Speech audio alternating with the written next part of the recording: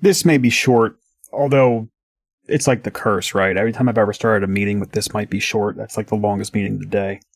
I've learned to do two things recently, within the last 2 to 3 months, maybe just 2 months. I'm not sure. Probably, I can't remember if this started in August or September. But anyway, in the recent past here, two things I've never done before. I learned to solve a Rubik's Cube, and I learned to hang a door. Now, I'm going to qualify both these things a little bit. Let's start with the door. The door, I didn't pull the whole door frame out and actually do a full door frame swap.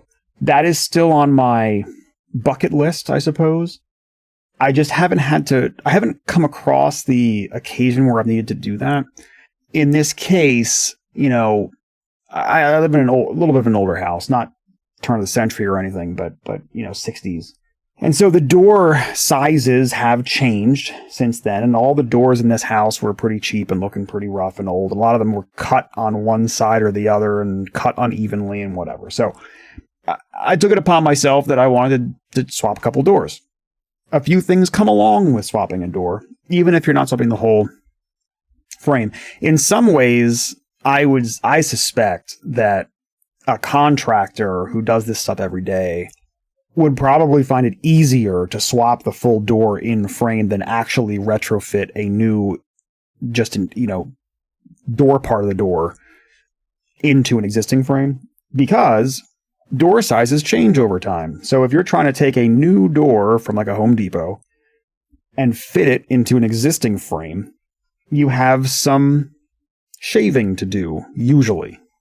And it's not an exact science, especially if the door you're taking off has been chopped and cut and splintered and broken over the years and might have different hinge patterns than we're used to on modern doors and whatever else. But I did it. I swapped two doors. I had to shave. I have also learned in the process to use a tool which I now wish I had had for decades, which is an electric hand planer. If you ever find yourself having to smooth out, warped wood or make very small sliver cuts on things, and you're finding it annoying and difficult to always be using either a table saw or a circular saw, try getting one of these, DeWalt electric hand planers. This thing was awesome. I've done a lot of house renovation type of work throughout my life. I mean, I never did it.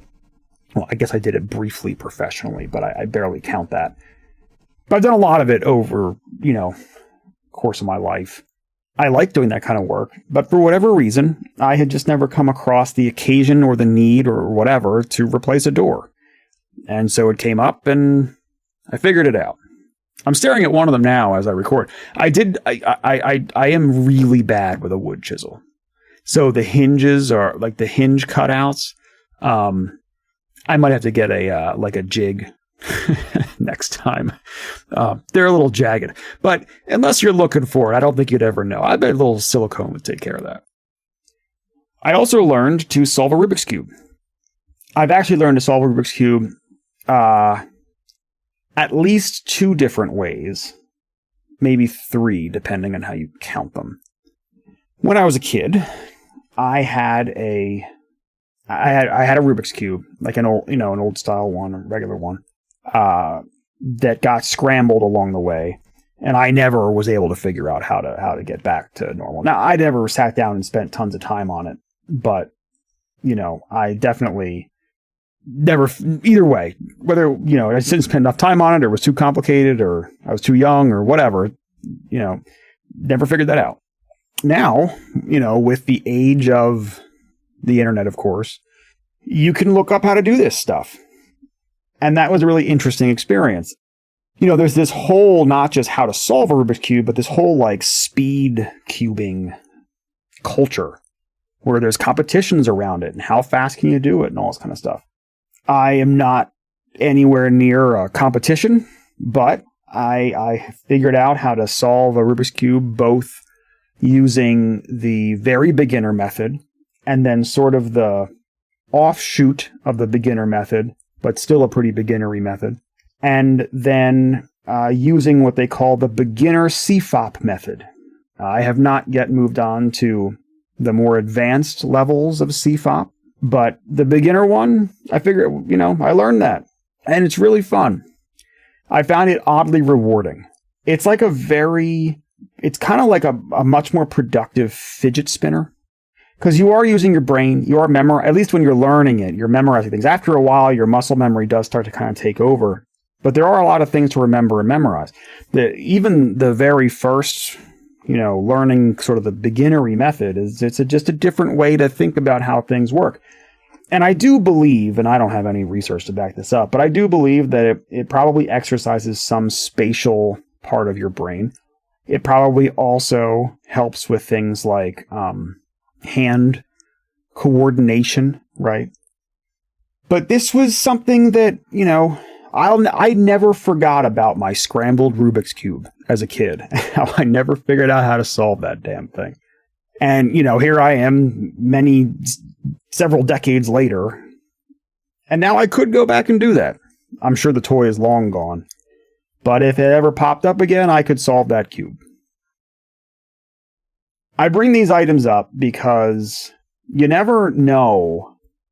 Well, the first thing is any day, week, month, or year, but particularly day or week. Any day or week that you learn something new is probably a pretty good week. I don't necessarily, in this case, I don't mean this in the kind of, is pejorative the right word? The kind of, the silly way, right? Where people, someone hears a random factoid and they're like, oh, you learn something new every day. That's not quite what I mean. What I mean is when you are actively working to figure something out and you gain a new, however you want to think about it, life skill or hobby skill or just something you've always wanted to do or whatever. But it has it's consequential, at least to you. Any day or week you do something like that is probably a pretty good day or week. And if you flip that around on itself, it would stand to reason that if you want to have a good day or week, a pretty good path to that is to actively try to figure something out that's new to you. The other reason I bring this up is it's always worth keeping in the back of your head that when you meet someone new, or maybe it's someone not new, maybe it's someone you've known for a while, you don't know what they might be really into at that moment.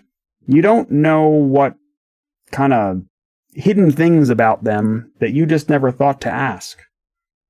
And this plays into, and I picked this up from Merlin Mann. He had an episode of a podcast at some point, and he was ranting a little bit about what he was trying to make a concerted effort that when he met someone new, not to ask the basics. And what are the basics, right? Like, hi, how are you is probably fine, but then not to just immediately go into, what do you do for a living? Do you have kids? Where are you located? Like the basics, right? The easy knee-jerk ones. And he was trying to make a more concerted effort to ask questions that maybe got to some more interesting conversation. And one of the ones that he posed was, he was trying to ask people, hey, what are you really excited about right now? And that always stuck with me. And I'm not the best at doing this, partly because I probably don't meet a lot of new people. But beyond that, it is easier, especially if it's just a casual kind of thing. It is so much easier to just be like, oh, what do you do? But every time I do that, I try to think to myself, ooh, could I ask a different question instead? By the way, I'm also terrible at small talk. But I think it would be interesting to run into someone and you're like, oh, what are you really excited about right now? And they're like, I just learned how to hang a door. And that was really cool. And let me tell you about the things that I learned about hanging a door. Or, hey, I just learned to solve a Rubik's Cube. I can do it. My best time is 58 seconds. That's really, really slow by the standard of someone who's good at this stuff. But you know what? For me, it's pretty good. So I don't know. What are you really into right now? What are you excited about right now? What's the last thing you learned that was like really interesting? Maybe something that you always wanted to learn and you just did.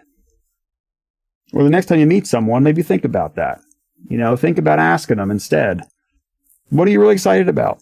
What have you done lately? I think there's some more interesting questions to get through to real conversation instead of just, what do you do for a living? Or how's the wife and kids? There's other interests, probably more interesting interests.